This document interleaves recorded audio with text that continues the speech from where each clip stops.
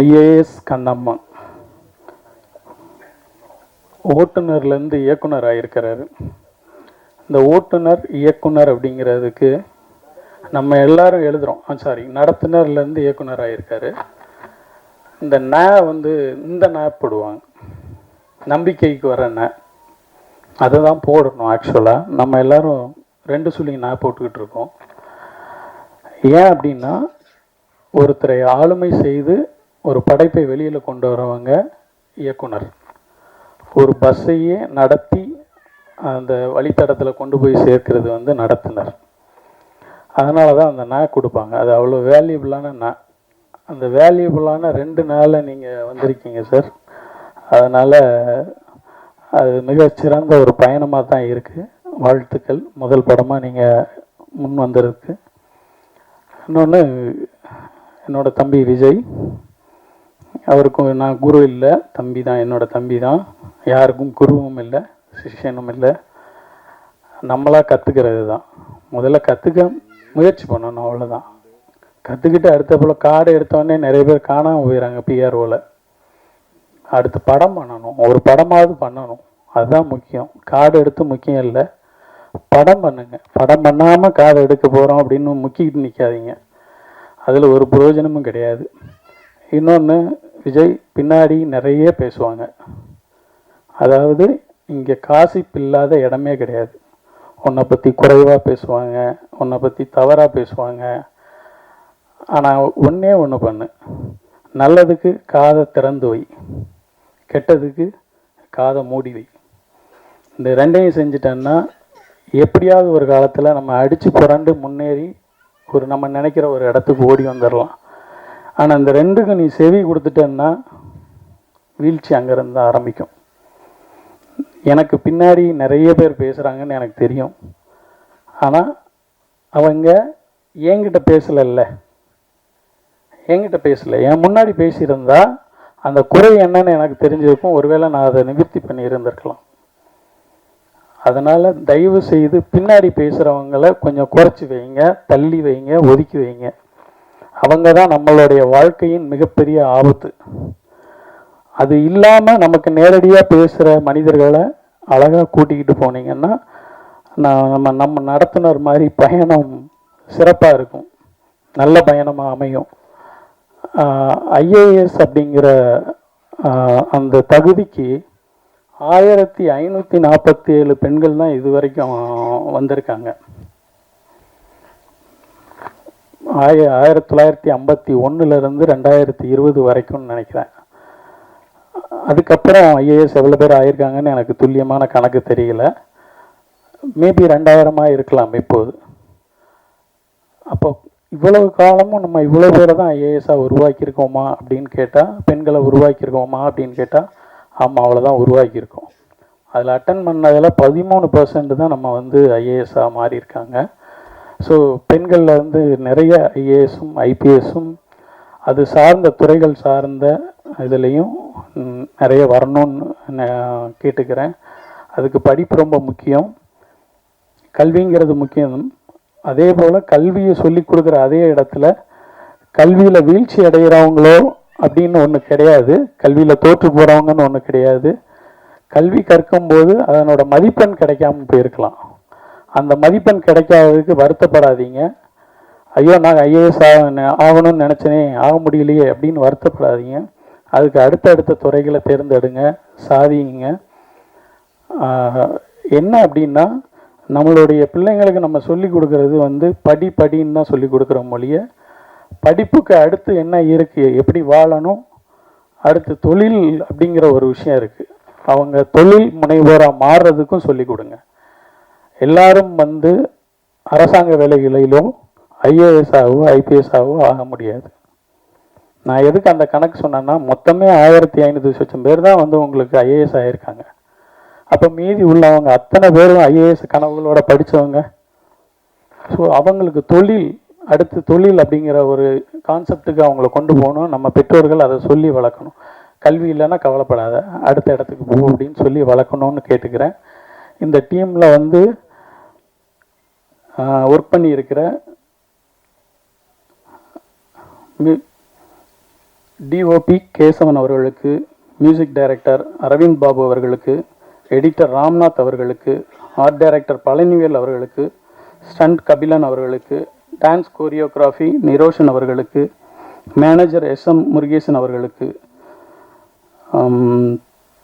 Heroine Prince அவர்களுக்கு, producer director த ராஜசோழன் அவர்களுக்கு, designs Venkat அவர்களுக்கு, ஸ்டில்ஸ் காந்தி அவர்களுக்கு, பிஆர்ஓ என் தம்பி நா விஜய் அவர்களுக்கு என் நன்றிகள். ஏன் இவ்வளோ தூரம் சொன்னேன்னா, எல்லாருக்கும் நன்றி சொல்லிடுவாங்க. இந்த மேடைகள் நிறைய மேடைகளை பார்த்துருக்கு. நிறைய புகழ் பெற்றவங்க இங்கே வந்திருக்காங்க. எல்லாருக்கும் நன்றி சொல்லுவாங்க. கோடி ஆள் வரையும் சொல்லிடுவாங்க. 2 பேரை மறந்துடுவாங்க. அவங்க தான் படம் ஆரம்பிக்கலேருந்து இருப்பாங்க, முடிவு வரைக்கும் அவங்க தான் இருப்பாங்க. முடிந்த பின்னும் அவங்க தான் கூட நிற்பாங்க. இந்த படம் ஜெயிச்சிருச்சுன்னு கூவிக்கிட்டு இருக்கிறதும் அவங்க தான். ஆனால் அவங்களுக்கு ஒரு மேடையில் நன்றிங்கிற வார்த்தை எந்த மேடையிலையும் நான் கேட்கல. ஒன்று தயாரிப்பு நிர்வாகி, இன்னொன்று பிஆர்ஓ. இந்த 2 பேருக்கும் நன்றி சொல்லி நான் கேட்டது கிடையாது. இத்தனை பேரையும் கூட்டிகிட்டு வந்தது ஒரு பிஆர்ஓவாக இருப்பார். ஆனால் நம்ம அவருக்கு நன்றி மறந்துடுவோம், விட்டுருவோம். அதனால் இந்த மேடையில் நான் கேட்டுக்கிறது என்னென்னா, தயாரிப்பாளர்களே உங்களுடைய கடைசி வரையும் நிற்கக்கூடிய அந்த பிஆர்ஓவுக்கு நன்றி சொல்லுங்கள். அந்த ஒரு நன்றி மட்டும் போதும். அவன் ஒன்றும் உங்ககிட்ட கோடியாக சம்பாதிச்சு பெரிய ஆளாக போகிறதில்ல. அந்த நன்றி இருந்தால் போதும். என் நன்றி கொண்டாருக்கு உய்வுண்டாம், உய்வில்லை செய் நன்றி கொன்ற மகருக்கு. நன்றி. ராஜன் என்கின்ற ராஜா அவர்களை மேடைக்கு அழைக்கிறோம்.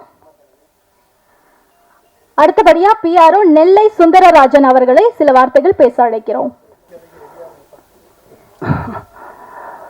பொதுவாக ஒரு இயக்குனர் தயாரிப்பாளர் எந்த அளவுக்கு கஷ்டப்பட்டு இந்த படத்தை உருவாக்கியிருக்கார் என்பதை ரொம்ப உருக்கமாக அற்புதமாக பேசினார். நான் பொம்மை பத்திரிகையில் பணியாற்றிய போது சூப்பர் ஸ்டார் ரஜினிகாந்தை பற்றி 25 மாதம் நான் நடந்து வந்த பாதையில் எழுதியிருக்கிறேன்.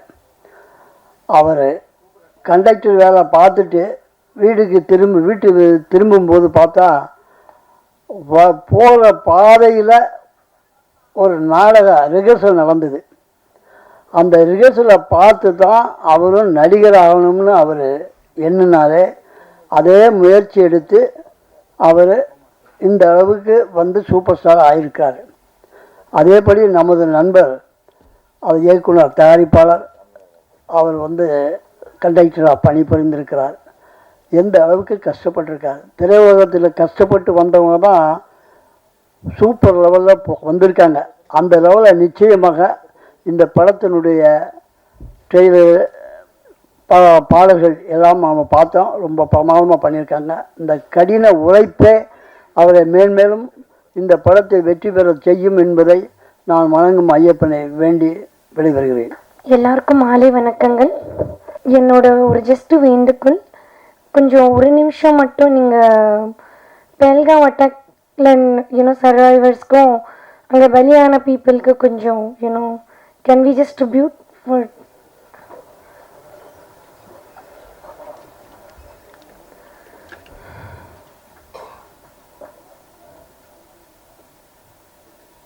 தேங்க்யூ.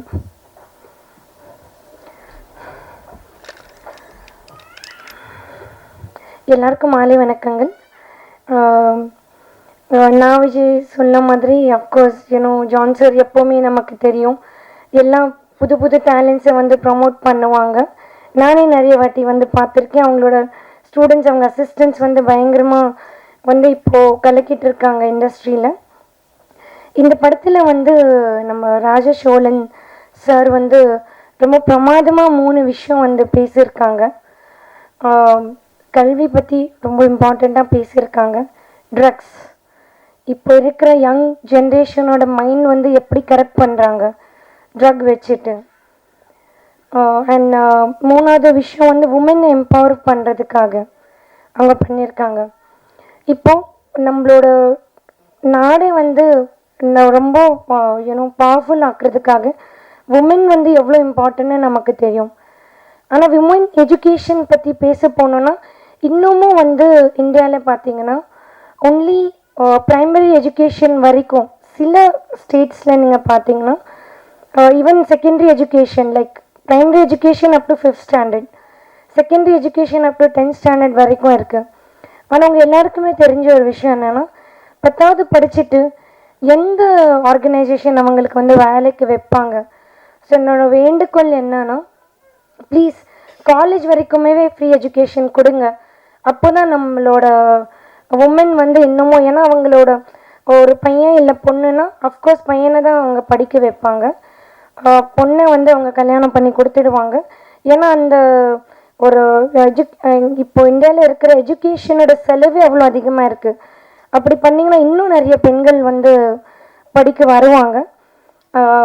அண்ட் உமனோட நீங்கள் எஜுகேஷன் பார்த்தீங்கன்னா இப்போவும் அந்த பஹல்காம் அட்டாக் கூட நடந்துட்டு இருக்கிற விஷயங்கள் வந்து அந்த டெரரிசம் ஆர்கனைசேஷனில் நீங்கள் பார்த்தீங்கன்னா எல்லாம் அங்கே இருக்கிற பிகர் லீடர்ஸ் வந்து படிச்சிருப்பாங்க.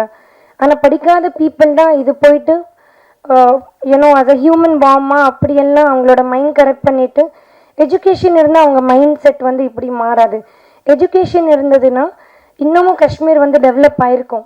ஸோ எஜுகேஷன் வந்து ரொம்ப ரொம்ப இம்பார்ட்டன்ட். இன்னமும் சில இந்தியாவில் சில இடத்துலையும் இன்னும் வேர்ல்டோட சில இடத்துல டெரரிஸ்ட் ஃபர்ஸ்ட் அட்டாக் பண்ணுற இடமே வந்து ஸ்கூல்ஸ் அதுதான் இருக்குது. அதோட ஒன் எக்ஸாம்பிள் வந்து மலாலா யூசுப் ஜாய், அவங்கள வந்து நான் எஜுகேஷன் எடுப்பேன்னு சொல்கிற இடத்துல போயிட்டு அவங்கள சுட்டிருக்காங்க. அவங்கள மட்டும் எஜுகேட் பண்ணாமல் இன்னும் நிறைய லேடிஸை வந்து எஜுகேட் பண்ண ட்ரை பண்ணாங்க, அவங்கள சுட்டாங்க. ஸோ இன்னமும் வந்து அவங்க எஜுகேஷன் வந்து ஒரு ஸ்ட்ரகிளாக இருக்குது. இப்போ இன்றைக்கி நமக்கு எஜுகேஷன் ரொம்ப சாதாரணமாக கிடைக்குது. நம்ம நினைக்கிறோம் ஓகே நான் எதுக்கு இன்றைக்கி ஸ்கூல் போனோம், இன்றைக்கி கட் அடிச்சிடலாம். ஆனால் இன்னமும் நிறைய பெண்கள் வந்து ஸ்ட்ரகிள் பண்ணுறாங்க. ஒரு நாளாவது எங்களுக்கு கல்வி கிடைக்குமான்னு சொல்லிட்டு அவங்களோட வாழ்க்கையை வந்து ரொம்ப டார்க்னஸாக இருக்குது. செகண்ட் விஷயம் வந்து இந்த படத்தில் பேசின விஷயம் வந்து ட்ரக் அப்யூஸ் பற்றி. ஒரு நாடு வந்து நீங்கள் அழிக்கணும்னா அதோட யூத்தை நீங்கள் அழிச்சிங்கனாலே போதும். நீங்கள் வர ஜென்ரேஷனும் திருப்பி வரவே முடியாது. அது வந்து நீங்கள் அணுகுண்டு போட்டுட்டு இல்லை இது எல்லாம் பண்ணிட்டு இல்லை. நம்மளோட யங்ஸ்டர்ஸ் பார்த்தீங்கன்னா அவங்களுக்குள்ள அவ்வளோ திறமை இருக்குது. ஆனால் அந்த திறமைக்கு ஒரு திசை இல்லை.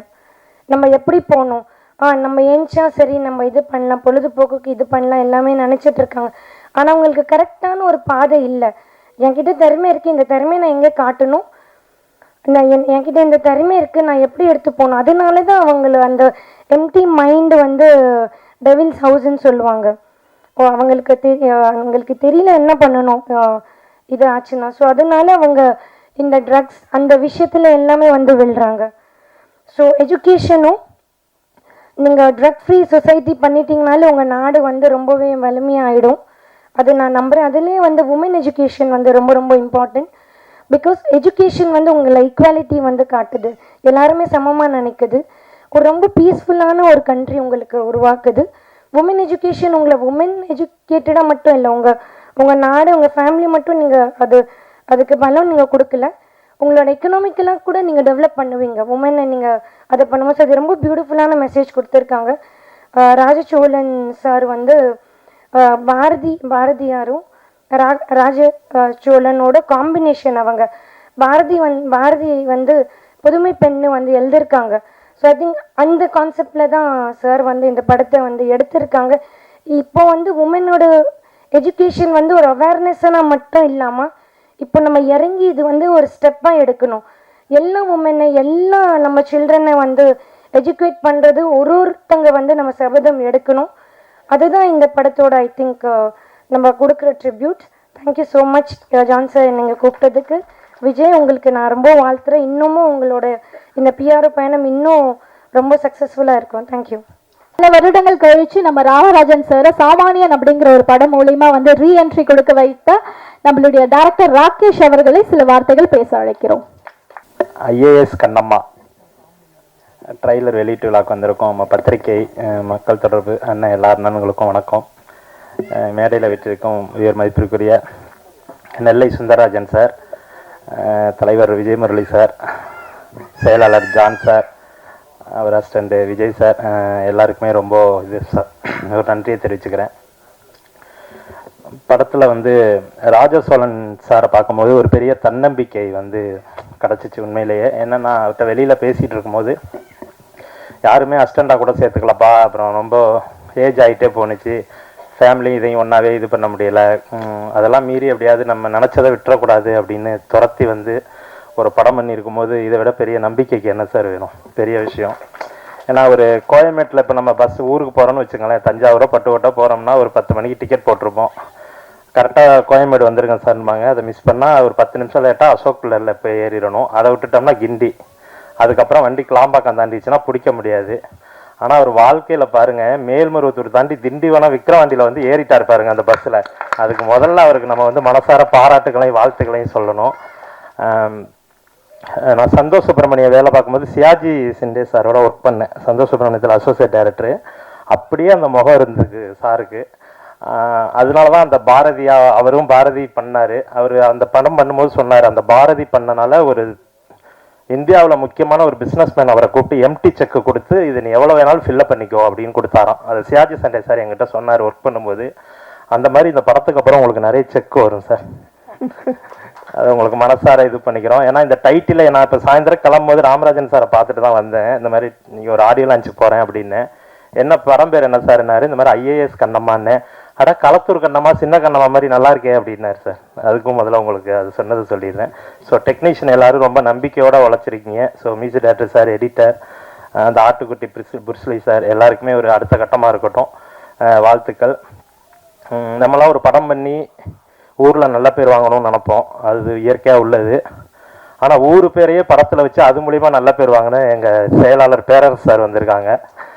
அவருக்கு வந்து நேற்று பர்த்டே, அதுக்கு முதல்ல மனசார வாழ்த்துக்கள் தெரிவிச்சுக்கிறேன் பேரரசு சார். சார் வந்து அது அவர் பெருசாக கொண்டாடுறதில்ல, பட்டு ஒரு நாள் லேட்டாக சொல்லிட்டோம். நேற்று ஃபோன் ரொம்ப பிஸியாகவே இருந்தது, எனவே அதுவும் சொல்லிக்கிறேன். ஸோ ஜான் சார் நிறைய அட்வைஸ் கொடுத்தாங்க, விஜய்க்கு கொடுத்தாங்க, அது நான் எனக்கும் எடுத்துக்கிறேன் ஜான் சார். பட்டு இந்த காதில் வாங்கி இந்த காதில் விட்டுறோம்னுமாங்க, அவர் காதிலே வாங்காதீங்க அப்படின்ட்டாரு. எனவே ரொம்ப நன்றி. எல்லாம் நம்பிக்கையோடு உழைச்சிருக்கோம், எல்லாருமே அடுத்த கட்டத்துக்கு போகணும்னு ஆசைப்பட்றேன். ஹீரோயின் பார்க்க பத்மபிரியா மாதிரி இருக்காங்க, அது உண்மைதான் தெரியும். அவங்க லேட்டாக வந்தோடனே ரொம்ப சத்தமாக வந்து ஏண்டி லேட்டாக வந்தேன்னு கேட்டார். ஆக்சுவலி இண்டஸ்ட்ரியில் இப்படி யாருமே கேட்க முடியாது சார், அதுக்கெல்லாம் ஒரு பெரிய தன்னம்பிக்கை வேணும், தைரியம் வேணும். ஸோ அதுவும் உங்களோட யதார்த்தமான உழைப்புலையும் பேச்சுலையுமே கூட உண்மை தெரியுது. எனவே நல்லா இருப்போம், இந்த படம் பெரிய வெற்றி பண்ணணும்னு சொல்லி வேண்டிக்கிறேன். Thank you so much. என்னுடைய லைஃப்ல வந்துட்டு ஒரு பெரிய பிரேக் எடுத்து திருக்கிட்டு அடுத்து என்ன நம்ம லைஃப்ல பண்ண போறோம், எப்படி வந்து ரொம்ப நாள் ஆச்சு சினிமாவில் ஆங்கரிங் பண்ணி எல்லாமே பண்ணி அடுத்து நம்ம என்ன பண்ண போறோம் அப்படின்னு நினைச்சிட்டு இருக்க நேரத்துல வந்து பரவாயில்ல, திருப்பி வா, அடுத்தடுத்து சின்ன சின்ன தப்புகள் இல்லாம எந்த ஒரு இதுவும் வந்து சாதிக்க முடியாது அப்படின்னு சொல்லிட்டு அவருடைய ஆடியோ லான்ச்லாம் நிறைய எனக்கு ஹோஸ்ட் பண்ண கூப்பிட்டுருக்காரு. நம்மளுடைய தமிழ் திரைப்பட நம்மளுடைய PRO சங்க தலைவர் விஜய் முரளி அவர்களை சில வார்த்தைகள் பேச அழைக்கிறோம். பத்திரிகையாளர்களே, தொலைக்காட்சி தோழர்களே, இணையதள நண்பர்களே, புகைப்பட கலைஞர்களே, மேடையில் அமர்ந்துள்ள இயக்குனர் பேரரசு அவர்களே, இயக்குனர் ராகேஷ் அவர்களே, ரிஷி அவர்களே, அப்புறம் இந்த படக்குழு அனைவருக்கும் எனது இரவு நேர வணக்கத்தை தெரிவித்துக் கொள்கிறேன். இப்போ ஆங்கர் காயத்ரி பேசும்போது என் வாழ்க்கையில் அப்படின்னு ஆரம்பிச்சுன்னு பக்குன்னு ஆகி போச்சு, குடும்பத்தில் ஏதாவது பிரச்சனை வந்துட போகுதுன்ட்டு பிரேக் கொடுத்தேன்னு சொன்னாங்க. அதெல்லாம் ஒன்றும் இல்லை, ஆடியோ ஃபங்க்ஷனுக்கு கூப்பிட்டு ஆங்கர் பண்ண சொன்னது தான். நம்ம எங்கள் பாலா போயிட்டாப்லையா, உடனே எதாவது கதை எழுதிடுவாப்புல. நம்ம ராஜசோழன், நான் அவரை வந்து பார்த்தோன்னே என்ன சாயஜி சிண்டே வந்திருக்கிறாருன்னு நினச்சேன் முதல்ல. ஏன்னா இந்த பாரதியார் படத்தில் அவர் இதே கெட்டப்பில் இருந்தார். அப்புறம் தான் டைரக்டர் ராஜசோழன் சொன்னார். அதே மாதிரி நிஜமாகவே தாய்மாமனாகவே வாழ்ந்துட்டுருக்கிறார் அவர். அதனால தான் முறைப்படி ஹீரோயினி பிரின்ஸ் வந்தவுடனே ஏண்டி லேட்டுன்னு கேட்டார். அதை நம்ம ராகேஷ் வந்து இந்த உரிமை யாருமே இது வரைக்கும் பேசுனது இல்லைன்ட்டார். ஸோ அதெல்லாம் ரிஜிஸ்டர் ஆகிடுச்சு. அதே மாதிரி இந்த ஜெயந்தின்னு ஒரு ஆர்டிஸ்ட் இங்கே பேசினாங்க. அவங்க கேரக்டர் ஆர்டிஸ்ட்னு நம்ம காயத்ரி சொல்லிட்டு இருந்தாங்க. அவங்க ஹீரோயினாக நடிக்கிறதுக்கே தகுதி இருக்குது அவங்களுக்கு, ஸோ அவங்க நடிக்கலாம். அதே மாதிரி இந்த ஹீரோயினி பிரின்ஸு வந்து நம்ம ஸ்க்ரீனில் பார்க்கும்போது அந்த கேரக்டர் நல்லா வேறு மிஸ்டர் ஐயப்பன் நினைக்கிறேன், ஐயப்பனும் நம்ம டைரக்டர் ராஜசோழனும் நல்ல வேலை வாங்கியிருக்காங்க. அந்த முகத்தில் இந்த சோகம், சில இடத்துல மகிழ்ச்சி, சில இடத்துல வந்து அந்த ஒரு குழப்பம் எல்லாத்தையும் அழகாக வேலை வாங்கியிருக்காங்க. ஸோ அதனால் ஒரு கூட இருந்த அந்த டீமுக்கு நம்ம முதல்ல ஒரு கைத்தட்டி பாராட்ட தெரிவிச்சுக்கலாம். அப்புறம் நம்ம மியூசிக் டைரக்டர் அரவிந்த், அதாவது இந்த மாதிரி படங்களுக்குன்னே பிறந்திருப்பார் போல இருக்கு. வார்த்தைகளை வந்து தெளிவாக புரிய வச்சு படத்தை வந்து சாங்கை கொண்டு வர்றது சில மியூசிக் டைரக்டர் தான் இருக்குது. அது வந்து இவர்கிட்ட கை வந்த கலையாக இருக்குது. அவருக்கு நம்ம ஒரு பாராட்டை தெரிவிச்சுக்கலாம். ஆனால் இந்த மாதிரி புது ஆர்டிஸ்ட் வச்சு படம் பண்ணும்போது கேமராமேனும் எடிட்ரு அண்டு ஸ்டண்ட்டு மாஸ்டர் தான் ரொம்ப திணறுவாங்க. என்ன எக்ஸ்பீரியன்ஸான ஆர்டிஸ்ட் இருந்தாங்கன்னா அவங்களுக்கு அந்த பிரச்சனை கிடையாது. இவங்க அந்த புதுமுகத்தை வச்சு வேலை வாங்கும்போது ஒரு அழகாக நேர்த்தியாக வேலை வாங்குறது இந்த மாதிரி சில குறிப்பிட்ட டெக்னீஷியனால் தான் முடியும். அவங்களுக்கும் நம்ம பாராட்டை தெரிவிச்சுக்கலாம். ஒரு படம் ஒர்க் பண்ணிவிட்டு சும்மா இல்லாமல் அடுத்த படத்துக்கு வந்து நான் தான் கூட இருந்த ஒருத்தருக்கு ஒர்க் பண்ணுறாரு இல்லையா, முதல்ல அந்த ஐயப்பனுக்கு நம்ம வந்து முதல்ல கைத்தட்டி பாராட்ட தெரிவிச்சுக்கணும். அவர் கூட இருக்கிற அத்தனை முதல் படம் ரூபன் பட டீம் எல்லாருமே இங்கே வந்து வாழ்த்துறாங்கன்னா அதுக்கே மிகப்பெரிய ஒரு மனசு வேணும் அவங்களுக்கெல்லாம். அதெல்லாம் விட நம்ம அந்த கோமல் சர்மா வந்து பேசும்போது முதல்ல வந்தாங்க ஸ்டேஜுக்கு. நம்ம ராஜசோழன் வந்து சால்வை போட்டவுடனே ஃபோட்டோகிராஃபர்லாம் முகம் தொங்கி போச்சு. ஏன்னா வந்து எப்படிடா இது மூடி எப்படி ஃபோட்டோ எடுக்கிறதுங்கிற மாதிரி. நான் வந்திருக்கிறதுல அவங்க ஒருத்தி தான் கொஞ்சம் கவர்ச்சியாக வந்திருக்கிறாங்க. ஸோ அவங்களும் வந்து பெண்ணுரிமை பற்றி நிறையா பேசினாங்க. இங்கே ஒரு வீட்டில் வந்து ஒரு பெண் கல்விங்கிறது ரொம்ப முடியாத காரியமாக இருந்தது ஒரு காலத்தில். இன்றைக்கி எல்லா மத்திய மாநில அரசுகள் வந்து நிறைய சலுகைகளுக்கு நிறைய படிப்புக்காக நிறையா ஒர்க் பண்ணிகிட்ருக்குறாங்க. அதை கரெக்டாக பயன்படுத்தி வந்தாலே பெரிய ஆள் ஆகிடலாம். அதை நம்ம தேசமே இந்திய தாயின்னு தான் சொல்கிறாங்களே தவிர தந்தைன்னு சொல்கிறது இல்லை. அது ஒரு கவிதையே இருக்குது, ஒருத்தர் எழுதினது. அம்மா அப்படிங்கிற ஒரு கவிதை. கர்ப்ப காலத்தில் உன் வயிற்றில் உதைத்ததால் என் பாவக்கால்கள் இந்த பூமியில் பட்டு தேய தேய என் வாழ்நாளெல்லாம் நான் நடந்துதானே தீர வேண்டும் அப்படின்னு ஒரு கவிதை இருக்குது. அதே மாதிரி பிரேசோடன் ஒரு பாட்டு எழுதியிருக்கிறாரு. வீட்டுக்கு ஒரு சாமி உண்டு, அது அம்மா அம்மா தான். கோயில் குளம் போவதெல்லாம் சும்மா சும்மாதான்னு ஒரு பாட்டு. இது மாதிரி பெண்களுக்குன்னு பாட்டு எழுத நிறைய இருக்காங்க கவிஞர்கள்லாம். ஆனால் அதை மதிக்கணுங்கிறது தான் நம்ம எல்லாருக்கிட்டே இருக்க ஒரு பண்பாக இருக்கணுங்கிறது தான் அந்த கோமல் சர்மா வந்து பேசிட்டு போயிருக்காங்க. ஸோ அவங்களுக்கு இந்த நேரத்தில் நம்ம ஒரு கைத்தட்டி பாராட்டு தெரிவிச்சுக்கலாம். அதே மாதிரி இந்த படத்தோட பிஆர்ஓ விஜயகுமார்னு பேர். ஆனால் எல்லாருமே கூப்பிடும்போது நான் விஜய்னு சொல்லணுங்கிறதுக்காண்டி நான் விஜய்ன்னு மாற்றிக்கிட்டார் அவர்.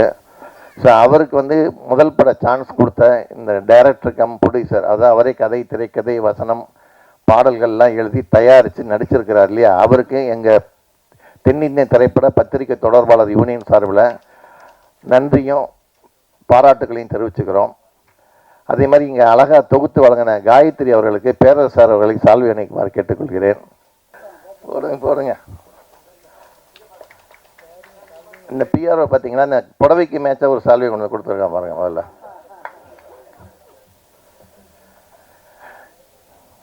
ஐஏஎஸ் கண்ணம்மா இந்த படம் வந்து இந்த மாதிரி சிறு முதலீட்டு படங்கள் வந்து மிகப்பெரிய வெற்றி அடைஞ்சாதான் அடுத்தடுத்து தயாரிப்பாளர்கள் புதுசாக தயாரிப்பாளர் படம் எடுக்க வருவாங்க.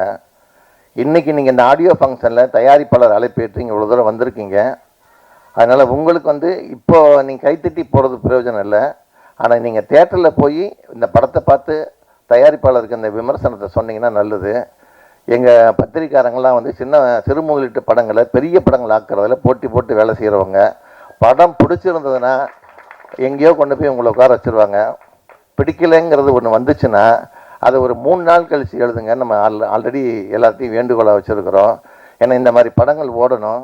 நான் ஏற்கனவே சொன்னது தான், வருஷத்தில் 250 படம் வருது. அதில் 25 படங்கள் தான் பெரிய படங்கள், 225 படங்கள் வந்து சிறு முதலீட்டு படங்கள் தான். அதில் ஏதாவது ஒரு படம் கிளிக்காது, அடுத்த வருஷம் 224 பேர் மறுபடியும் படம் எடுக்கிறாங்க. ஸோ இந்த 224 படத்தில் அட்லீஸ்ட் ஒரு 100 படமாவது ஒரு ஓடினா தான் அடுத்து வரவங்களுக்கு ஒரு இண்டஸ்ட்ரிங்கிறது தெரிய வரும். ஸோ இந்த படத்தை ஓட வைக்க வேண்டியது உங்கள்கிட்ட தான் இருக்குது. இன்னும் ஒரு வாரத்தில் படம் ரிலீஸ்ன்னு சொல்கிறாங்க. இந்த படத்தை கொஞ்சம் பார்த்து நல்லபடியாக கொஞ்சம் விமர்சனத்தை கொஞ்சம் நல்லா எழுதி இந்த படத்தோட வெற்றியில் தான் இந்த பிஆரோட வாழ்க்கையே இருக்குது. அதையும் மைண்டில் வச்சுக்கோங்க. ஏன்னா நான்லாம் முதல் படம் வந்து பண்ணும்போது கிளாமர் கிருஷ்ணமூர்த்தி ரெஸ்டண்டாக இருந்தேன். ஃபஸ்ட்டு தனியாக வந்து பிஆர்ஓ பண்ணேன். முதல் 4 படம் ஓடலை. ராசி இல்லாதவங்க முத்திர குத்திட்டாங்க. இப்போ நம்ம ராஜசோழன் சொல்லும் போது சொன்னார்ல, போராடினேன் கஷ்டப்பட்டுக்கிட்டே வந்தேன் அப்படின்னு சொன்னார் பார்த்தீங்களா. இதெல்லாம் விட நிறையா நாங்களாம் உங்களுக்கு முன்னாடி நிறைய பேர் இருக்காங்க அந்த லிஸ்ட்டில். 8 படம் எனக்கு ஓடலை. 9வது படம் தான் ரஜினிகாந்த் நடித்த படம் படிக்காதவன் எனக்கு வந்து பெரிய வெற்றி படமாக அமைஞ்சது, வெள்ளி விழா படமாக. அதுக்கப்புறம் அவை சன்மி நிறைய படம் பண்ணிட்டேன். எதுக்கு சொல்ல வரேன்னா, இந்த சினிமாவில் மட்டும்தான் ராசி பார்க்குறது இருக்குது. ஆனால் முன்ன அளவுக்கு இல்லை, இப்போ கொஞ்சம் ஓரளவுக்கு 50% மாறி இருக்கு. ஸோ இந்த ராஜசோழனுக்கு படம் ஒன்றா தான் விஜயகுமாருக்கு லைஃபுங்கிறத மனசில் வச்சுக்கோங்க. அதனால் விஜயகுமார் ஊராக போய் ஒரு தேட்டருக்கு ஒரு 100 டிக்கெட்டு வாங்கி எல்லாத்தையும் படம் பார்க்க வைக்கணும். அந்த வேலையும் விஜயகுமார் செஞ்சால் நல்லது. அதே மாதிரி ஏன்னா இப்போயே அவருக்கு ரசிகர் மன்றம் அதிகமாக இருக்குது. ஸோ ராஜசோழன் அவர்களுக்கு எங்கள் பிஆர்ஓ யூனியன் செயலாளர் ஜான் அவர்கள் வந்து சால்வை அணிக்குமாறு கேட்டுக்கொள்கிறேன். பிஆர்ஓக்கள் எல்லாம் அனைவரும் மேடைக்கு வருமாறு கேட்டுக்கொள்கிறேன். ஏன்னா ஒரு பிஆர்ஓக்கு ஒரு சான்ஸ் கொடுத்துருக்கிறாரு. கொஞ்சம் வாங்க எல்லாருமே.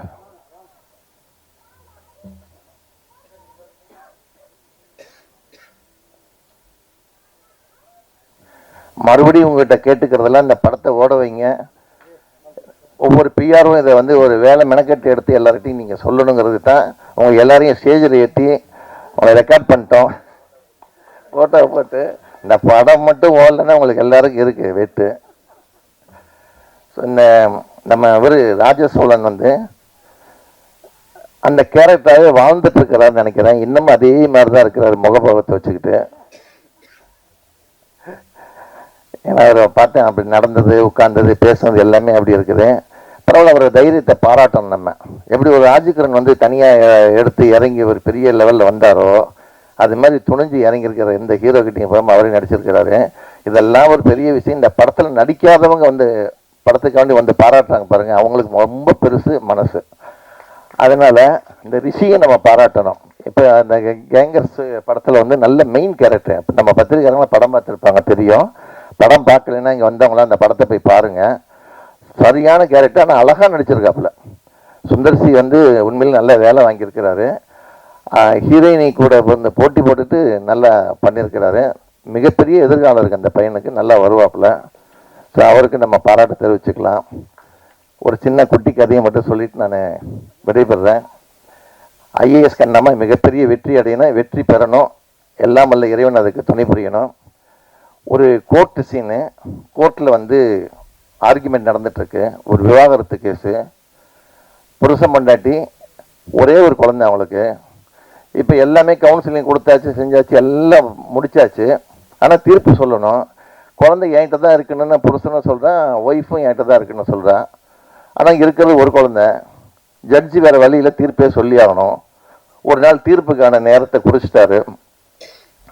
சொன்ன காரணங்கள்லாம் சொன்னார். எதுக்காண்டி என்ன, வாழ்க்கையெல்லாம் என்ன, வாழ்வியல் என்ன, சமூகம்னா என்ன, எல்லாம் சொல்லிவிட்டு ஆகவே அப்படிங்கிற சினிமா பாணியில்.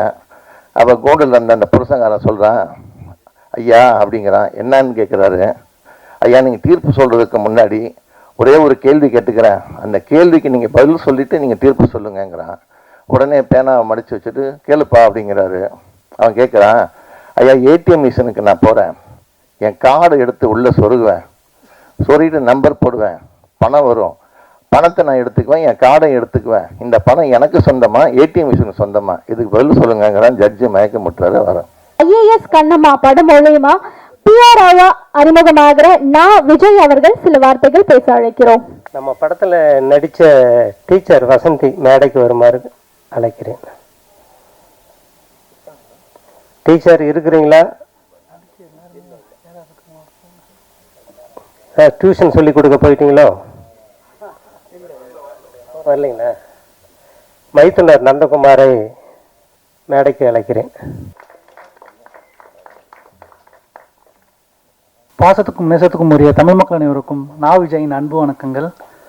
என் அழைப்பை ஏற்று இங்கு வருகை தந்திருக்கும் தமிழ் திரைப்பட பத்திரிகை தொடர்பாளர் யூனியன் தலைவர் விஜயமொழி அவர்களுக்கும், தென்னிந்திய திரைப்பட பத்திரிகை தொடர்பாளர் யூனியன் தலைவர் விஜயமொழி அவர்களுக்கும், செயலாளர் ஜான் அவர்களுக்கும், நெல்லை சுந்தரராஜன் ஐயா அவர்களுக்கும், இந்த படக்குழுவினர்கள் அவர்கள் அனைவருக்கும், சாமானிய திரைப்பட இயக்குனர் ராகேஷ் அவர்களுக்கும், கோமல் சர்மா அவர்களுக்கும், ரிஷி அவர்களுக்கும் எல்லாருக்கும் நன்றி. இது முதல் மேடையினால இதை கொஞ்சம் பயன்படுத்திக்கிறேன். ஸோ இந்த இடத்துக்கு வர்றதுக்கு வந்து பார்த்திங்கன்னா 15 வருஷம் வந்து கஷ்டப்பட்டிருக்கேன். ஸோ அதனால தான் வந்து பேசிக்கலாம் அப்படின்ட்டு. ஆமாம், 2013 வந்து பார்த்தீங்கன்னா நம்ம பிரசாத் லெவலில் கால் எடுத்து வச்சேன். அப்போ வந்து பார்த்தீங்கன்னா இந்த மாதிரி சேரில் எதுவுமே இருக்காது, வெறும் பிளாஸ்டிக் சேர் மட்டும்தான் இருக்கும். ஸோ அப்போ வந்து நம்ம படம் பார்த்துட்டு ரிவ்யூ பண்ணுறது, முதல்ல வந்து பார்த்திங்கன்னா இந்த நேரத்தில் வந்து மாதா பிதா குரு தெய்வம் எல்லாருக்கும் வந்து பார்த்திங்கன்னா நன்றி சொல்லணும். ஏன்னா ஈன்றெடுத்த தாய் தந்தையருக்கும் என் குரு. நான் ஸ்கூலில் படிக்கும்போது 7th வந்து பார்த்திங்கன்னா டான்ஸ் ப்ரோக்ராம் நடக்கும்.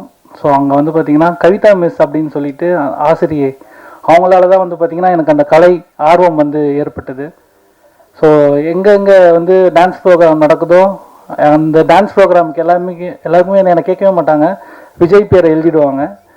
ஸ்கூல்லே வந்து பார்த்திங்கன்னா டான்ஸ் ட்ராமா அப்படின்ற எல்லாத்துலேயுமே வந்து நான் கலந்துப்பேன். 10th படிக்கும்போது வந்து பார்த்திங்கன்னா ஒரு ட்ராமா நடந்தது, அதில் வந்து நான் சிறந்த நடிகர் அப்படின்ற பட்டம் வந்து வாங்கினேன். அதுக்கப்புறம் வந்து பார்த்திங்கன்னா காலேஜ் அந்த அளவுக்கு பெரிய லெவலில் அமையலை, அதனால் வந்து அந்த கலை இது வந்து அப்படியே கொஞ்சம் கம்மியாகிடுச்சு. நான் வந்து வேலைச்சேரி செக் போஸ்ட்டில் இருக்கிற கார்ப்பரேஷன் ஹையர் செகண்டரி ஸ்கூல், அங்கே தான் 7th 12th வரைக்கும் படித்தேன். அங்கே இருக்க கவிதா மிஸ் என்ன மாதிரி வந்து பல பேரை வந்து உருவாக்கியிருக்காங்க. ஸோ இந்த நேரத்தில் வந்து என்னோடய ஆசிரியர் அவங்களுக்கு வந்து நான் வந்து நன்றி சொல்லிக்கிறேன். அதுக்கப்புறம் வந்து நான் வந்து பிகாம் SIVT காலேஜ் கௌரிவாக்கத்தில் இருக்குது, அங்கே தான் வந்து படித்தேன். அங்கேயும் வந்து பார்த்திங்கன்னா கல்ச்சுரல்ஸ் முழு நேரமாக வந்து பார்த்திங்கன்னா கல்ச்சுரல்ஸில் தான் வந்து இருப்பேன். படிப்பில் வந்து அந்த அளவுக்கு கொஞ்சம் ஆர்வம் கம்மி தான். அதனால தான் வந்து பார்த்திங்கன்னா இந்த மாதிரி ஒரு ஸ்டேஜ் எனக்கு கிடச்சிருக்கு. நான் முதலாக வந்து பார்த்திங்கன்னா படங்கள் பார்த்துட்டு ரிவ்யூ பண்ணுறதுன்னு தான் நான் வந்து வாழ்க்கையை தொடங்கினேன். அதுக்கப்புறம் தான் வந்து பார்த்திங்கன்னா படிப்படியாக எப்படி முன்னேறலாம் அப்படின்னு எந்த வழியில் போகிறதுனே தெரியாமல் இருக்கும்போது தான் அண்ணன் ஜானன் அவருடைய அறிமுகம் கிடைச்சிது. உதவியாளராக பணியாற்றினேன். அண்ணன் வழிகாட்டலில் தான் இன்று நான் சுரேஷ் அவர்கள் அறிமுகப்படுத்தியவர்கள் தான் ஜானன் என்னை வந்து சேர்த்துக்கொண்டார். ஸோ அண்ணனோட வழிகாட்டல் தான் இன்றைக்கி வந்து இந்த மேடைக்கு நான் ஏறியிருக்கேன். இன்னும் நிறைய மேடைகள் ஏறணும் அப்படின்ற ஒரு கனவோடும் ஆசையோடும் வந்து காத்துக்கிட்டு இருக்கேன். நான் வந்து என்ன பண்ணுறேன், காலைல வீட்டிலேருந்து கிளம்புனா நைட்டு தான் போவேன். நான் வந்து என்ன பண்ணுறேன், வாழ்க்கையில் முன்னேறுவேனா இல்லையா அப்படின்றது வந்து பார்த்திங்கன்னா டவுட்டாகவே என் ஒய்ஃப் நினச்சிட்ருப்பாங்க. என்னை வந்து நம்பி ஆதரவு கொடுக்குறேன் என்னோடய ஒய்ஃப், அவங்களுக்கும் வந்து இந்த நேரத்தில் வந்து நன்றி சொல்ல கடமை கட்டுக்கிறேன். ஏன்னா வந்து பார்த்திங்கன்னா அம்மா அப்பா வந்து ஒரு சாப்டர் இருந்தாலும் நம்ம அடுத்து வர ஒய்ஃப் அவங்களுக்கும் வந்து பார்த்திங்கன்னா கடமைப்பட்டிருக்கோம், அவங்களுக்கும் அந்த ரெஸ்பான்சிபிள் இது பண்ணிருக்கோம். ஸோ அதனால் வந்து பார்த்திங்கன்னா இந்த நேரத்தில் என்னை நம்பிக்கிட்டு இருக்க என்னோடய ஒய்ஃபுக்கும் நான் நன்றி சொல்லிக்கிறேன். எங்கள் வருகை தந்து எனக்கு வந்து முதல் படத்துக்கு வாய்ப்பு அளித்த ப்ரொடியூசர் இயக்குனர் அவர்களுக்கு வந்து மிக்க நன்றி. ஏன்னா வந்து PRO கார்டு எடுத்ததுக்கப்புறம் படம் வந்து எப்படா வந்து படம் பிடிக்க போகிறோம் அப்படின்ற ஒரு இதில் தான் இருந்தேன். ஐயாவோட அறிமுகம் இதுக்கு முக்கியமாக காரணம் சிவா அவர்கள் தான். அவர் தான் வந்து பார்த்திங்கன்னா இந்த டீம் ஐயப்பன் அவரோட கொண்டு போய் இன்ட்ரடியூஸ் பண்ணாங்க. சிவா அவர் இல்லைன்னா இன்றைக்கி நான் இந்த ஸ்டேஜில் இருந்திருக்க மாட்டேன். சிவா அவர்களுக்கும் நன்றி, ஐயப்பன் அவர்களுக்கும் நன்றி, இயக்குனர் நன்றி. எனக்காக இங்கே வந்திருக்க பிரசன்ட் மீடியா எல்லா நண்பர்களுக்கும் மிக்க நன்றி. 15 வருஷமாக தினமும் நான் உங்களை தான் வந்து பார்த்துக்கிட்டு இருக்கேன். நான் எங்கள் வீட்டில் இருந்ததை விட பிரசாத் லேபில் நான் இருந்தது தான் அதிகம். காலையில் 9 மணிக்கு வீட்டிலேருந்து கிளம்பி வந்தேன்னா நைட்டு 12 மணிக்கு தான் வீட்டுக்கு போயிட்டுருக்கேன். அதனால் இங்கே இருக்கிற நண்பர்கள் அனைவருக்கும் வந்து நன்றி. PRO யூனியனில் இருக்கிற அனைத்து நண்பர்களுக்கும் நன்றி. எல்லாருக்கும் எனக்கு வந்து ஆதரவு கொடுங்க. இன்னும் நிறைய படங்கள், இன்னும் நிறைய வெற்றிகள் வரணும்னு வேண்டிக்கிறேன். நன்றி, வணக்கம். எல்லாருக்கும் சொல்லிட்டு கடைசியில் தான் ப்ரொடியூசருக்கு நன்றி சொன்னாப்புல, அதுக்கப்புறம் ஒய்ஃபுக்கு சொன்னாப்புல, நல்லா புரிஞ்சுக்கிட்டு பேசுகிறாப்புல, நீ நல்லா வருவடா.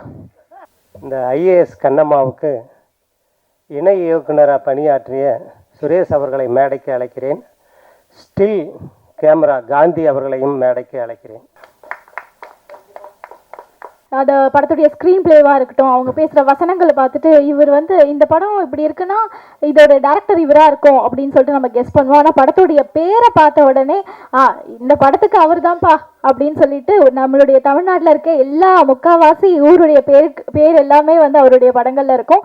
அது மட்டும் இல்லாமல் நம்மளுடைய விஜய் சார், அஜித் சார், இவங்க எல்லாரையும் மாசாக வித்தியாசமான ஒரு கோணத்தில் ரைமிங்கான மாசான டயலாக் பேச வச்சு பேரரசு சார் அவர்களை பேச அழைக்கிறோம்.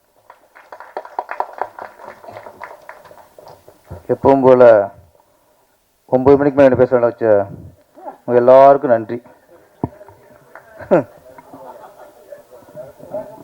வழக்கம் போல். நீங்கள் விஜய் சார் பேசும்போது சொல்லாதீங்க. அது யார் சீக்கிரம் முடிக்க சொன்னது? இங்கே வாங்க, இங்கே சொல்லுங்கள் சார். சீக்கிரம் முடிங்கன்ட்டு இது யார் சொன்னது? என்ன கெட்டல் பண்ணுறீங்களா? ஏன் இவ்வளோ பேசுனாங்களா? ஏன் சொல்லாங்க? என்ன சார் மொத்த ஊடகத்துக்கு தப்பு சார். யார் ஒருத்தர் பண்ணுறது மொத்த ஊடகத்துக்கு தப்பாக போயிடும். பேச ஆரம்பிக்குது சீக்கிரம் பேசுங்க. யாரும் கிட்ட பண்ணிடலாம் நீங்கள்?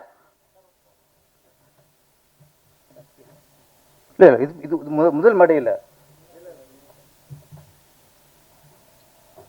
நான் அப்போ சொல்கிறேன், உங்களுக்கு லேட் ஆச்சுன்னா நீ கிளம்புங்க. 6 வேலை இருக்கும் உங்களுக்கு. உங்களை நான் கட்டாயப்படுத்தல. ஆரம்பிக்கும் போதே சூடேற்றி விட்டுறது. இல்லை நீங்கள் சார் பத்திரிகையாளர்கள் நீங்கள் கொஞ்சம் கவனிச்சுங்க. இதை மொத்தம் எல்லாருக்கும் இது ஒரு அநாகரிகமான செயல். இது நீங்கள் பார்த்துங்க. நீங்கள் நான் ஏன் இவ்வளோ பொறுமையாக இருக்கேன்? நமக்கு இது 10ல் 1 100ல் 1 இருக்கலாம். இவங்களுக்கு இது முதல் மேடை. எல்லாரையும் கூப்பிட்டு கௌரிக்கும் போது நான் பொறுமையாக உட்காந்துருக்கேன்ல. ஏன்? இது அவங்க ஃபங்க்ஷன், அவங்க சந்தோஷம், அவங்க கொண்டாடுறாங்க. கஷ்டப்பட்டு படம் எடுத்து கொண்டு வந்திருக்காங்க. அசிஸ்டன்ட் டைரக்டர்லேருந்து சில்பட்டாப்பர்லேருந்து எல்லாத்தையும் கூப்பிட்டு சால்வ் போட்டு ஒரு சந்தோஷப்படுத்துறாரு. நான் பொறுமையாக இருந்தேன்னா சீக்கிரம் முன்ன சொன்னேன்னா நான் இங்கே ஈஸியாக போகணும். 1 ஹவர் ஆகும். ஏன் பொறுமையாக இருக்கேன்? அது மதிக்கிறேங்க. இல்லை இதுக்கப்புறம் அப்படி யாராவது சொன்னால் நேரம் இங்கே வாங்க, உங்கள் மூஞ்சி கட்ட. நான் வெளிச்சிருந்து பேசுகிறேன்.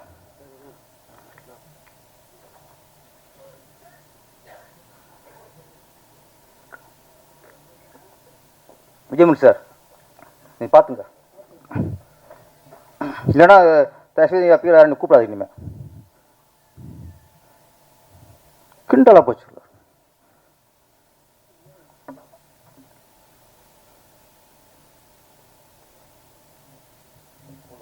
இல்லை ஆரம்பிக்கும் போதே தப்பு இல்லை. இது விளையாட்டா உங்களுக்கு? நான் இல்லை சார், ஒரு ஃபங்க்ஷனுக்கு ஒரு பிஆர்ஓ எல்லாரும் அசம்பிள் பண்ணி கொண்டு வந்து ஃபங்க்ஷன் நடத்த எவ்வளோ பிரச்சனை தெரியுமா உங்களுக்கு? ஒரு விஐபி எவ்வளோ கஷ்டம் கூப்பிடுவாங்க தெரியுமா உங்களுக்கு?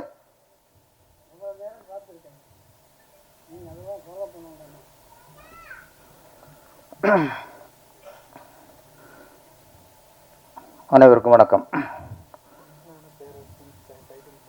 இல்லை சார், தப்பு கோரும். நான் சும்மா ஒரு நாள் கோட மாட்டேன்.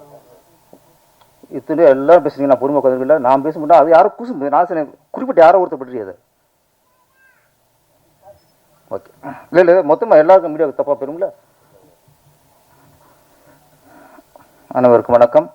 இங்கே எல்லாருமே சிறப்பாக பேசுனாங்க. முதல்ல இந்த ஐஏஎஸ் கண்ணம்மா மேடை இசை வெளியீட்டு விழா அப்படிங்கிறத விட நம்ம பிஆர்ஓ விஜய் அவர்களுக்கு ஒரு அரங்கேற்ற மேடையாகவே அமைஞ்சிருச்சு. வாழ்த்துக்கள். ஆமாம் ஆமாம், அவர் முதல்ல ஒரு பிஆர்ஓ பண்ணிக்கிற படத்தில் நான் வந்து பங்கு வருதே நான் வந்து சந்தோஷமாக நினைக்கிறேன். வரலாறு. ஆமாம். அப்புறம் இந்த படத்துக்கு என்னோட அசிஸ்டண்ட்டு முரளி தான் கூப்பிட்டாப்புல. சார் இந்த படம் சார் ஐஏஎஸ் கண்ணம்மான் படம், நீங்கள் வரணும்ட்டு. நான் ஏற்கனவே 2 நாள் தொடர்ந்து வந்துக்கிட்டு இருக்கேன். இது தொடர்ந்து 3வது நாள். நான் அப்போ வரலேன்ட்டேன் முதல்ல. இப்போ தொடர்ந்து இருக்குது. இன்னொன்று பெப்சி நிறைய மீட்டிங் இருக்குது, மே தினத்தோட வேலைகள் நடந்துக்கிட்டு இருக்குது. அது வேறு போயிட்டுருக்கு. இப்போ செல்வம் சார் கோச்சிக்கு வரோம் அப்படின்ட்டு நான் இந்த படம் விட்டுருவோம். மேக்ஸிமம் சின்ன படம் மேக்ஸிமம் வந்துடுது. நான் அப்புறம் திருப்பி அவர் விடலை. இல்லை சார் நீங்கள் தான் வேணுங்கிறாங்க, நம்ம தான் கேட்குறாங்க சார்ன்ட்டு. சரி ஓகே அப்படின்னு பேரஸ் இவ்வளோ அன்பாக கூப்பிட்றாங்களேன்னு நினச்சேன். அப்புறம் தான் தெரிஞ்சது நம்ம ராஜசோழன் வந்து ஒரு ஈக்குவச்சு தான் கூப்பிட்ருக்காரு. நம்மக்கிட்ட அஸ்டாண்ட் சேரக்கு ட்ரை பண்ணோமே, நம்மளை சேர்த்துக்கலையே. நம்ம ஒரு படம் எடுத்து அதை முடித்து அவரே கூட்டி உட்கார வைக்கணும் அப்படின்னு உள்ள ஒரு திட்டம் தான், பெரிய திட்டம் தான் அது. அது இப்போ ஒரு பேசும்போது தெரிஞ்சுது. ஆமாம், நான் அவாய்ட் பண்ணல சார், என்ன உங்களை சந்திக்காமல் இருந்திருக்கோம். ஆமாம், ஆனால் நான் ஒரு புரிஞ்சுக்குங்க, இண்டஸ்ட்ரியில் சேர்ந்து அசிஸ்டண்ட்டாக இருந்து படம் பண்ணால் லேட்டாக இருக்கணும் உங்களுக்கு. இப்போ சீக்கிரம் வந்துட்டீங்க நீங்கள். ஏன்னா யாரும் சேர்த்துக்கலங்க போது வெறி வரும். ஏன்டா என்னைய சேர்த்துக்கல, நீங்கள் என்னைய உள்ளே விடலை, வந்து காட்டுறோம் பார். எவனுக்கு ஒரு வெறி வருதோ அவன் சீக்கிரம் டேரக்டர் ஆயிடுவான், எவனுக்கு ஒரு ஒரி வருதோ உட்காந்துட்டு இருப்பான். உங்களுக்கு அந்த வெறி வந்ததுனால நீங்கள் டேரக்டர் ஆகிட்டீங்க. ஓகே, இப்போ தான் நான் ஏன் வந்துங்கிற விளக்கம் எனக்கே தெரிஞ்சு, காரணம் தெரிஞ்சு போச்சு. வாழ்த்துக்கள் சார், வாழ்த்துக்கள்.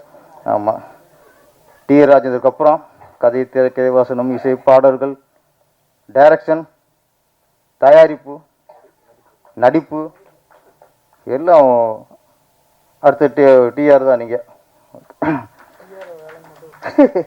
ஆமாம் ஆமாம், பிஆர் ரோல் விட்டு சொன்னாப்புல, அது அவர் நாங்கள் விட மாட்டோம்ல, விஜயமுறை விட மாட்டார். ஜான் நல்லா பேசினார். ஆனால் நிறைய விஷயங்கள் லைஃப்பில் ரொம்ப அடிபட்டிருக்காரு. ஆமாம், ரொம்ப மிதிப்பட்டிருக்காரு.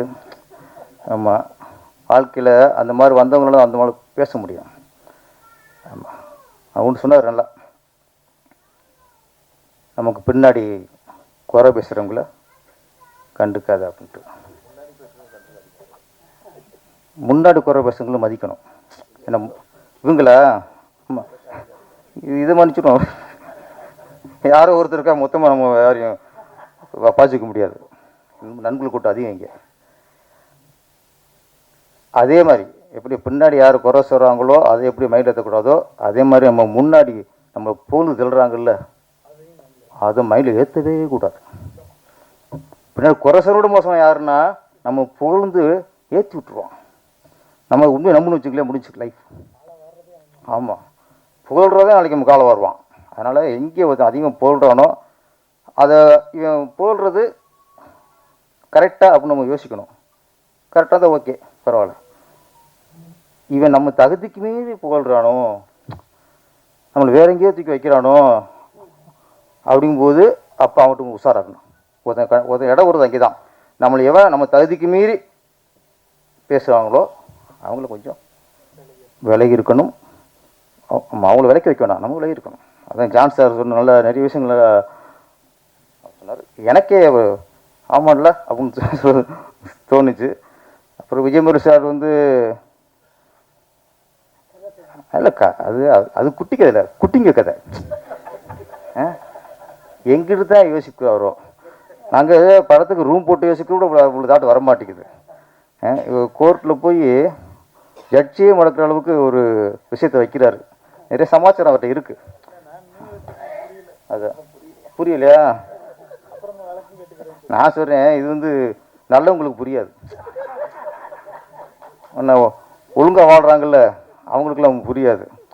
ஆமாம், அது கொஞ்சம் இந்த பெண் பித்தர் இருப்பாங்களே அவங்களுக்கு அவங்க தான் அந்த கதையை உருவாக்குவாங்க, அவங்களுக்கு புரியுது. ஆமாம், அதே மாதிரி அவர் விஜயமுரளி சார்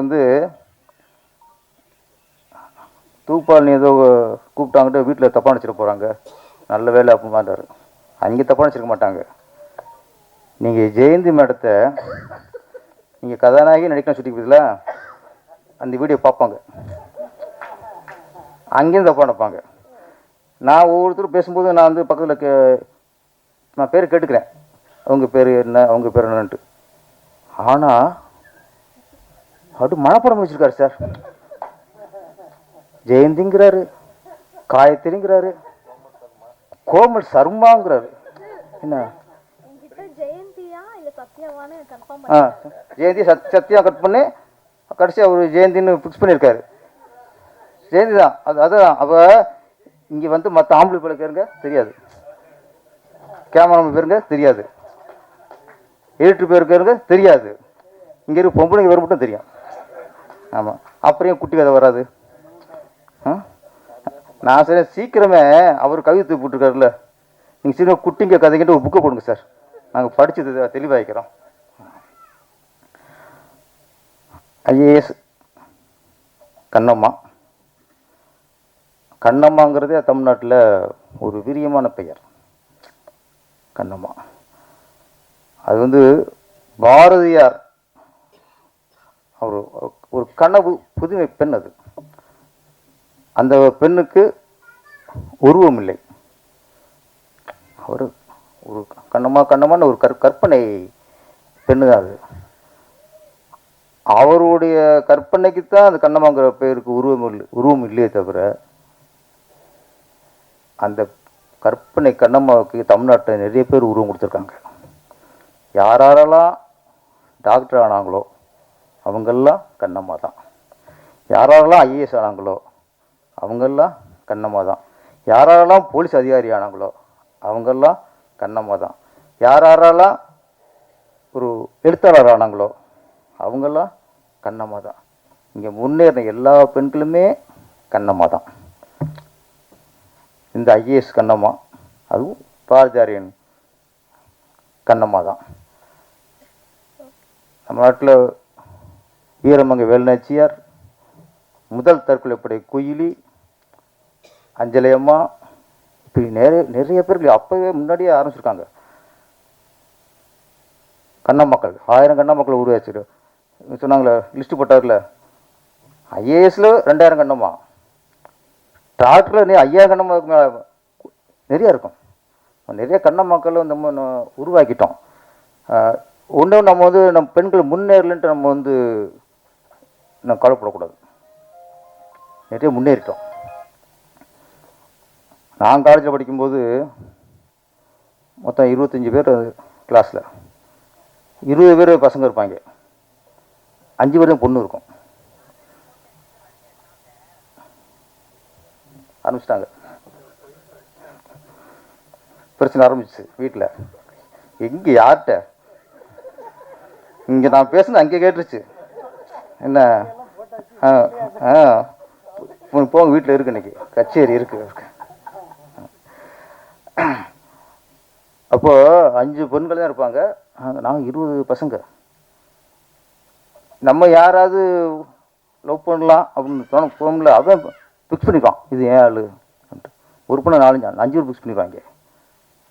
நமக்கு ஒன்றுமே இருக்காது. நான் என் ஃப்ரெண்டு ஆளுன்னு சொல்லிட்டான், அவன் ஃப்ரெண்டு ஆளுன்னு சொல்லிட்டான். அப்போல்லாம் 5 பேர் தான் பெண்கள் வருவாங்க காலேஜில் 25 பேரில். இன்னைக்கு ஆண்களை விட பெண்கள் அதிகம் காலேஜில் படிக்கிறாங்க. பெண் முன்னேறி இருக்காங்கல்ல, எங்கள் கண்ணம்மாக்கள் முன்னேறி இருக்காங்கல்ல. அதனால் இன்னொன்று, இன்னைக்கு பேசுனா அந்த அம்மா கோமல் சர்மாவா, கோமல் சர்மா தானே கூட கேட்குறேன். ஆமாம், கோமல் சர்மா தெளிவாக பேசுனாங்க, ரொம்ப நல்லா பேசுனாங்க.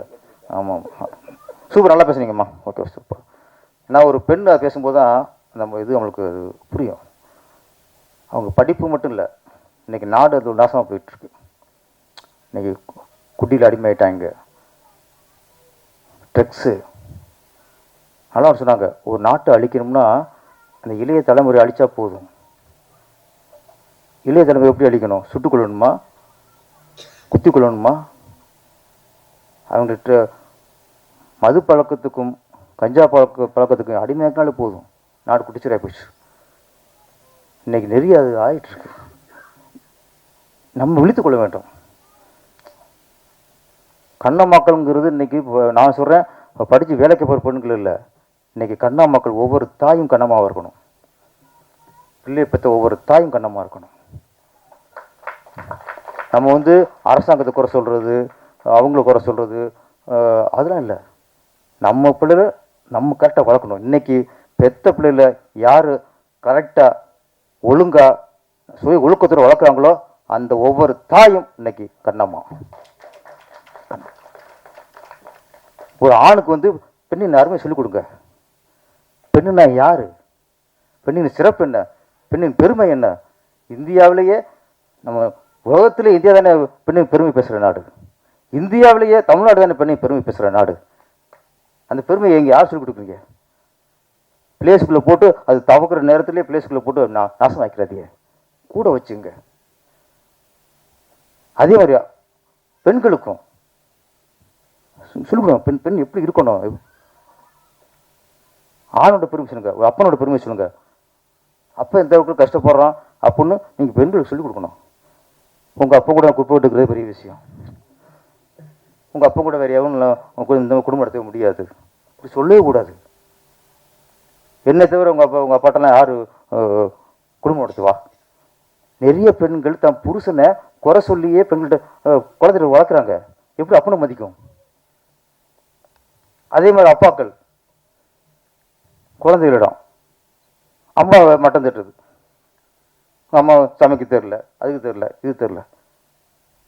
கணவன் மனைவி குழந்தைகள்கிட்ட உங்களை கூட குறை சொல்லி பண்ணிங்கன்னா யாரும் மதிக்கும்? அது அம்மாவை மதிக்காது, அப்பாவை மதிக்காது, கெட்டு குடிச்சிடப்போம். அப்போ குழந்தை அம்மாவை மதிக்கணும்னு அப்பா சொல்லணும், அப்பாவை மதிக்கணும்னு அம்மா சொல்லணும். நீங்கள் இந்த மதிப்பையும் மரியாதையும் வளர்த்தா தான் அது நாளைக்கு சமூகத்தில் நல்ல குழந்தைய வளரும். ஆட்கள் மாறி மாறி போடும்போது அதுக்கு வெறுத்து போகும் முதல்ல. அதனால் இன்னைக்கு நம்ம அரசாங்கம் சரியில்லை, ஆசிரியர் சரியில்லை, அதெல்லாம் இல்லை சார். பேரண்ட்ஸ் கரெக்டாக இருந்தால், பேரண்ட்ஸ் ரொம்ப அக்கறையோட குழந்தைய வளர்த்தா குழந்தைகள் நல்லா வளரும். நம்ம ஸ்கூலுக்கு அனுப்பிட்டா போதும், ஸ்கூலுக்கு ஃபீஸ் கட்டினா போதும், சோத்தை போட்டால் போதும். இப்போ அதுவும் போகிறதில்ல, ஆர்டர் பண்ணிடுறது, இறங்கிடுது, சமைச்சும் போகிறதில்ல. இப்போ இன்னைக்கு முழு காரணம் கொஞ்சம் பேரண்ட்ஸு பார்த்துக்கணும். அதனால் சொல்கிறேன், ஒவ்வொரு அப்பனும் பாரதியார், ஒரு அம்மாவும் கண்ணம்மா, அப்படி மாறினா தான் குழந்தைகள் ஆரோக்கியமாக வளரும். அவர் ஃபஸ்ட்டு படம் பண்ணியிருக்கலாம், அவர் பார்க்கும்போதே பாரதியாரமாக தான் இருக்குது. அப்போ எந்த அளவுக்கு அவர் அதில் ஊறி போயிருக்காரு. பாரதியாரோட அந்த எண்ணத்துலேயும் பாரதியாரோட அந்த கருத்துலேயும் அவர் அதிலே ஊறி போனதுனால தான் அவரே தன்னை பாரதியார் நினச்சிருக்காரு. அவர் தான் பாரதியார் நினச்சி தான் உட்காந்துருக்காரு. அதனால கண்ணம்மான்னு பேர் வைக்கிறாரு. முதல் படத்தில் நல்ல கருத்து சொல்லியிருக்கீங்க, பெண் கல்வி வேண்டும், கஞ்சாவுக்கு எதிராகவும் சொல்லியிருக்கீங்க, வாழ்த்துக்கள் சார். அது மாதிரி இந்த படத்தில் கண்ணம்மா பண்ண விஜயமன் சார், உங்கள் பேர் என்ன சொல்லுங்க? பென்சி என்ன? ஃப்ரெண்ட்ஸி நல்லா பண்ணியிருந்தாங்க. அவங்க ஆக்சுவலி டோபியோட மகளான்னு நினைக்கிறேன், கதையில் டோபி மகளாக நடிச்சிருக்காங்க. அந்த அந்த குழந்தையா இருக்கும் சரி, குழந்தை நல்லா நடிச்சிருந்துச்சு. நேத்ரா குழந்தை பேர் நான் வச்சுருப்பேன், அந்த பெரிய அதெல்லாம் அது அவர் டிபார்ட்மெண்ட்டு. நேத்ரா நல்லா இருந்துச்சு. ஆமாம்,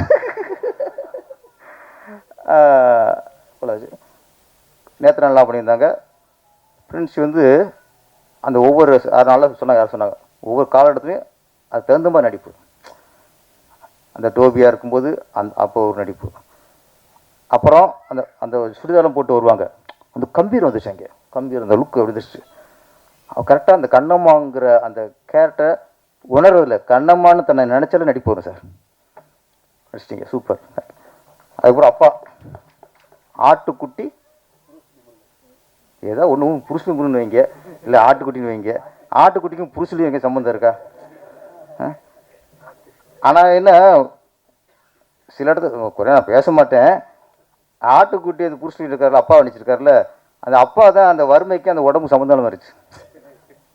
என்ன அது கொஞ்சம் அந்த வறுமை தர மாதிரி உடம்பு இருந்தால் அது மட்டும் கொஞ்சம் ப்ளஸ்ஸாக இருந்திருக்கும். அவர் அப்படி இல்லை, நல்லா கொளுத்தாள் மாதிரி இருக்கார், பழுத்தாள் மாதிரி இருக்காரா, அது மட்டும் கொஞ்சம் ஏதாச்சும். மற்ற எல்லாம் ஆனால் நல்லா நடிச்சுட்டார். க்ளோஸ்அப் வைக்கும்போது சூப்பராக இருக்குது, அப்படியே பாவமாக இருக்கார். கொஞ்சம் லாங்கில் போகும்போது தான் என்ன அப்படி இருக்காருங்க. அதனால் நடிப்பு சூப்பர் சார். ஆட்டுக்குட்டி சார் நடிப்பு ஓகே. உங்களுக்கு டோபினாலே பால்வடி சாப்பாடு தான், அந்த காலத்தில் அப்படி தான் இருக்குது. மற்றபடி cameraman work, music director super sir. Aravind பாலாவா நல்லா அரவிந்த் பாலா நல்லா பண்ணியிருந்தீங்க. அரவிந்த் பாபு, ஆமாம், லிரிக்ஸாக நல்லா புரிகிற மாதிரி மியூசிக் போட்டிருந்தீங்க. கேமரா, எடிட்டிங், எல்லா டோட்டல் யூனிட்டும் ஓகே. இந்த படம் கண்ணம்மா மிகப்பெரிய வெற்றி அடையணும். கண்ணம்மாவில் ராசியானது தான் எப்பவுமே. பாரதி கண்ணம்மா மிகப்பெரிய ஹிட்டு. ஆனால் என்னென்னா அது பாரதி கண்ணம்மா இல்லை, அது சேரன் கண்ணம்மா. பாரதி கண்ணம்மா இருந்தால் அந்த பொண்ணு இறந்துருக்காது. பாரதி கண்ணம்மா படத்தை மீனா கேட்டு இறந்துருக்காது அந்த கண்ணம்மா. அது சேரன் கண்ணம்மானால அது இறந்துருச்சு. அது மாதிரி இன்னொன்று அனிதா நீட்டில் ஃபெயிலாக போச்சுன்னு இறந்தாங்க. அந்த மாதிரி பெண்களுக்கெல்லாம் நம்ம வந்து விழிப்புணர்வு கொடுக்கணும். ஒரு தேர்வில் வந்து தோல்வி அடைகிறதுலாம் வெக்ஸ் ஆகக்கூடாது. அவங்களுக்கு விழிப்புணர்வு கொடுக்குறது அவங்களோட கடமையை தவிர அவங்களுக்கு இன்னும் அது என்கரேஜ் பண்ணுற மாதிரிலாம் யாரும் பண்ணக்கூடாது. அது கண்ணமாக இருக்க முடியாது. ஒரு தேர்தலில் தோல்விஞ்சனால ஒரு பொண்ணு இறஞ்சுன்னா அது பாரதி கண்ட கண்ணமா இல்லை. பாரதி கண்ட கண்ணம்னா எல்லாம் போராடி ஜெயிக்கணும். இந்த படமும் ஜெயிக்கும். டோட்டல் யூனிட்டுக்கும் நல்ல பேர் எடுத்து தரோம். நன்றி, வணக்கம்.